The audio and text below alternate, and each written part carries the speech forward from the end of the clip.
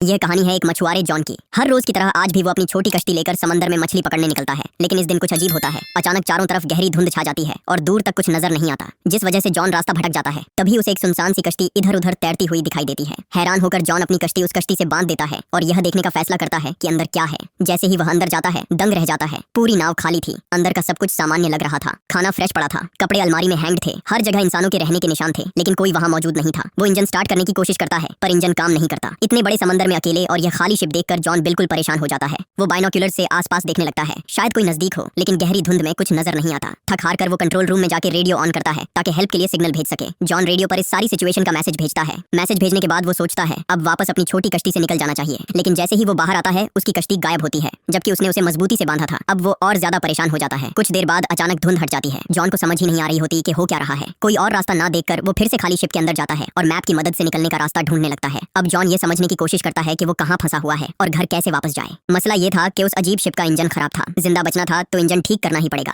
वो पूरी शिप में टूल बॉक्स ढूंढता है और बहुत मेहनत के बाद इंजन सेट कर देता है। इंजन ठीक करने के बाद उसे थोड़ा सुकून मिलता है। अब शिप चलने लगता है और डायरेक्शन भी धीरे धीरे समझ आने लगती है, लेकिन खतरा अभी दूर नहीं हुआ था। जॉन फिर कंट्रोल रूम जाके रेडियो से कांटेक्ट करता है, लेकिन इस बार भी कोई जवाब नहीं आता। हर चीज अब भी राज बनी हुई थी। फिर वो समुद्र में पेशाब कर रहा होता है। तभी अचानक कोई उसे पीछे से धक्का दे देता है। जॉन सीधा नीचे गिर जाता है, लेकिन किसी तरह उसने रील को पकड़ लिया था और डूबने से बच गया। हवा और पानी का प्रेशर इतना ज्यादा था कि वापस शिप तक आना मुश्किल हो गया था। हिम्मत जोड़कर धीरे धीरे रील की मदद से वो वापस कश्ती पर चढ़ गया। शिप के ऊपर आने के बाद वो नीचे वॉशरूम की तरफ जाने लगता है, लेकिन जैसे ही वो अंदर पहुंचता है कोई बाहर से दरवाजा जोर से बंद कर देता है। पहले तो जॉन को लगता है कि यह बस हवा के दबाव की वजह से हुआ होगा, इसलिए वह इसे नजरअंदाज कर देता है। लेकिन जैसे ही वह बाहर निकलने लगता है उसे पता चलता है कि दरवाजा बंद है। घबराकर वह उसे खोलने की बहुत कोशिश करता है, मगर दरवाजा नहीं खुलता। फिर वह जेब से एक सिक्का निकालता है और लॉक खोलने की कोशिश करने लगता है। कुछ भी काम नहीं करता। अब उसे समझ आता है कि वो शिप पर अकेला नहीं है, कोई और भी है जो दिख नहीं रहा पर हर वक्त मौजूद है और उसे परेशान कर रहा है। जॉन को लगता है कोई उसके साथ खेल खेल रहा है और वो जोर जोर से चिल्लाता है, लेकिन कोई जवाब नहीं देता। फिर वह वॉशरूम में रखी एक अलमारी खोलता है और अचानक उसकी नजर अंदर पड़े खून पर जाती है। यह देखकर उसका दिल तेजी से धड़कने लगता है। डर के बावजूद वह हिम्मत जुटाता है, पास पड़ी कैंची उठाता है और लॉक खोलने की कोशिश करता है, लेकिन दरवाजा फिर भी नहीं खुलता। तभी पूरी शिप जोरों से हिलने लगती है, मानो कोई बड़ा हादसा होने वाला हो। जॉन डर के मारे वहीं जम जाता है।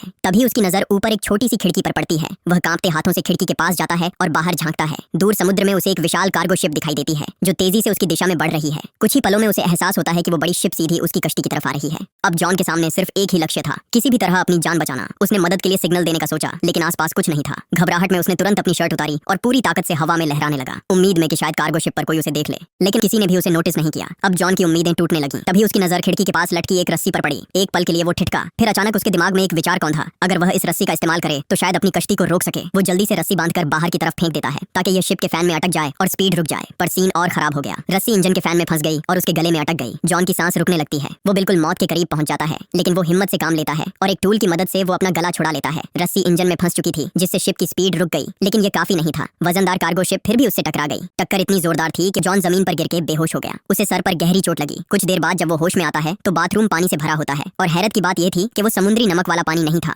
बिल्कुल साफ और मीठा पानी था, जैसे कोई जानबूझकर उसे डरा रहा हो। जॉन का हौसला टूट जाता है और वह रोकर बोलता है, तुम जो भी हो मुझे जाने दो। लेकिन फिर भी कोई जवाब नहीं मिलता। वह भूखा, प्यासा और कमजोर हो चुका था। किसी तरह शॉवर से पानी पीता है, पर जल्दी ही पानी खत्म हो जाता है। वह सिंक का पानी पीना चाहता ही था, लेकिन हैरानी की बात यह थी कि अब पानी नमकीन हो गया था। उसे समझ आ गया कि शिप में कहीं लीक है और समंदर का पानी अंदर आ रहा है। अब यह शिप ज्यादा देर तक नहीं टिक पाएगी। घबराहट में वह फिर से दरवाजा खोलने की कोशिश करता है, लेकिन कुछ नहीं होता। रात हो चुकी थी और ऊपर से ऐसा लग रहा था जैसे कोई न दिखने वाली शायद बुरी ताकत पूरी शिप को कंट्रोल कर रही हो। पानी तेजी से बढ़ रहा था और जॉन थकान से सो गया। रात को समंदर में जबरदस्त तूफान आया। शिप बुरी तरह टूट गई और जॉन को भी गंभीर चोटें आईं। सुबह जब उसकी आंख खुलती है तो पानी सिर तक पहुंच चुका होता है। सिर्फ उसका चेहरा ही पानी से बाहर था और लग रहा था कि बस कुछ ही पल बचे हैं। तभी उसे एक हल्की सी क्लिक की आवाज सुनाई देती है, जैसे कोई लॉक खुला हो। जॉन तुरंत हैंडल घुमाता है और दरवाजा जोरदार आवाज के साथ खुल जाता है। पानी का प्रेशर इतना ज्यादा था कि दरवाजा टूटकर गिर गया और जॉन किसी तरह बाहर निकल आया। फिर वह सीधे रूफ पर चढ़ गया ताकि ताजी हवा मिल सके, क्योंकि नीचे ऑक्सीजन खत्म हो रही थी। अब उसे यकीन हो गया था कि कोई इनविजिबल फोर्स उसे तंग कर रही है। वह शारीरिक और मानसिक तौर पर पूरी तरह टूट चुका था। नीचे पानी का बहाव रुक नहीं रहा था और शिप कभी भी डूब सकती थी। जॉन ने तय कर लिया कि वह अब इस शिप पर और नहीं रुकेगा। उसके दिमाग में एक आइडिया आया। उसने शिप से एयर बैग्स निकाले और टूटे हुए बाथरूम के दरवाजे को राफ्ट में बदल दिया। उसने सारी चीजें मजबूती से बांध ली ताकि राफ्ट ठीक से टिक सके, लेकिन राफ्ट चलाने के लिए और भी जरूरी चीजें चाहिए थीं। जॉन ने शिप से खाना, पानी और कुछ टूल्स इकट्ठा किए और पूरी तरह तैयार हो गया। फिर बिना पीछे देखे वह राफ्ट पर बैठकर धीरे धीरे आगे बढ़ने लगा। राफ्ट पर वो आगे जा रहा था और वही बड़ा शिप उसके सामने खड़ा था। घंटों गुजर गए, लेकिन वो ज्यादा दूर नहीं जा पाया और जो शिप 5 से 10 मिनट में डूबना चाहिए था वो अब भी ठीक ठाक फ्लोट कर रहा था। हर चीज वैसे की वैसे थी। तभी उसके दिमाग में यह ख्याल आया कि अगर यह शिप अब तक नहीं डूबी तो क्यों ना इसे ही ठीक करके चलाया जाए। यह सोचकर वह दोबारा शिप पर वापस चला गया। सबसे पहले उसने राफ्ट को रिपेयर किया, फिर पाइप और टूल्स की मदद से एक पंप बनाया ताकि शिप के अंदर जमा पानी निकाला जा सके।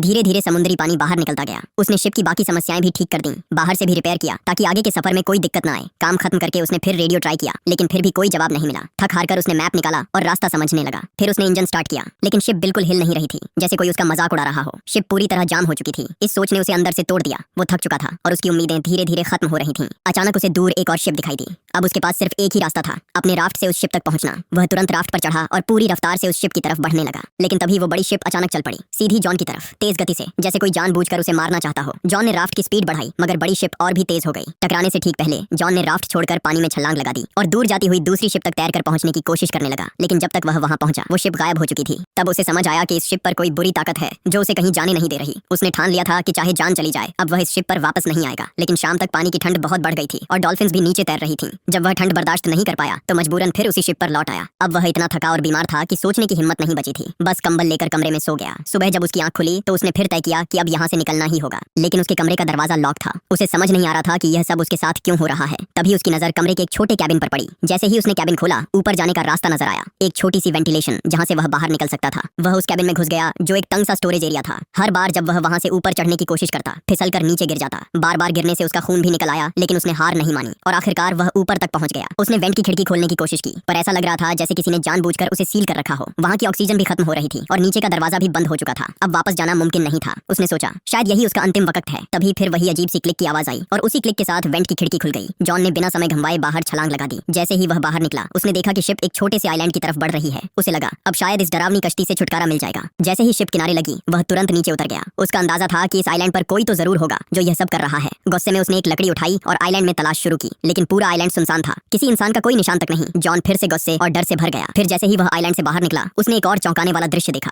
वही अजीब शिप जिसने उसे यहाँ लाया था, अब बिल्कुल आराम से आगे बढ़ती जा रही थी, जैसे किसी और शिकार की तलाश में हो। अब तक जॉन का यकीन पूरी तरह टूट चुका था। यह शिप और यह आइलैंड किसी बुरी ताकत के कब्जे में थे और यह सब उसके साथ खेल रहा था। फिर भी उसने आइलैंड पर तलाश जारी रखी। घूमते घूमते वह आइलैंड के पिछली तरफ पहुंचा और उसकी आंखों से आंसू बह निकले, क्योंकि यह वही जगह थी जहां से उसका सफर शुरू हुआ था। उसकी पुरानी बोट भी वहीं बंधी हुई थी। सब कुछ बिल्कुल वैसा ही था जैसे कभी कुछ हुआ ही ना हो। जॉन बेहोशी किसी हालत में ये सब देख रहा था। उसे समझ नहीं आ रहा था कि ये सब हकीकत थी या कोई बुरा सपना, लेकिन जो कुछ उसने झेला वह सच था। आखिर ये शिप वापस यहीं कैसे आ गई और इस आइलैंड की असली हकीकत क्या थी? ये सवाल अब भी हवा में लटके हुए थे।